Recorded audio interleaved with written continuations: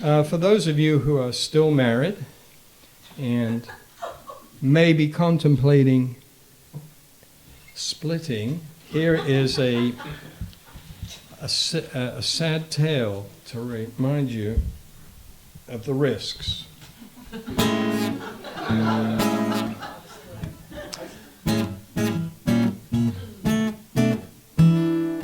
Frank and Jane had reasons for seeking a divorce. In the end, it all was logical, planned carefully, of course. Simmering resentment lurked beneath the clean facade of civil disagreement maintained with high regard. The week before the signing of their mutual decree, they met for one last dinner, a symbol, don't you see, of their abiding self-respect. Appearances maintained, an evening to remember, universally acclaimed. Jane prepared the dinner from her online cooking class. Frank chose 2 wines to pour into each glass. Jane omitted Brussels sprouts when serving up her plate. Frank poured the wine, read for himself. For Jane he poured the white.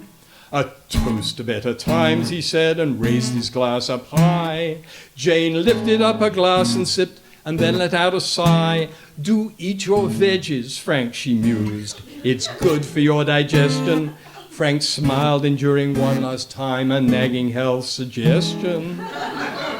The meal consumed, Frank looked across, his eyesight far from clear. The Brussels sprouts had hit their mark, the end was getting near. Jane, meanwhile, was slipping fast and feeling quite laconic as she realized what Frank had done and thought it quite ironic. They staggered from the table into each other's arms, each recalling better times and their respective charms. He murmured, "You really are a bitch." She muttered, "You're a bastard." A sign of mutual respect at the poisoning they'd mastered. So children, when you marry and the vows have all been said, be careful now to keep it real, don't cover up the bad with unrequited sentiment and hurtful deconstruction. Like Frank and Jane, you could end up in mutual destruction.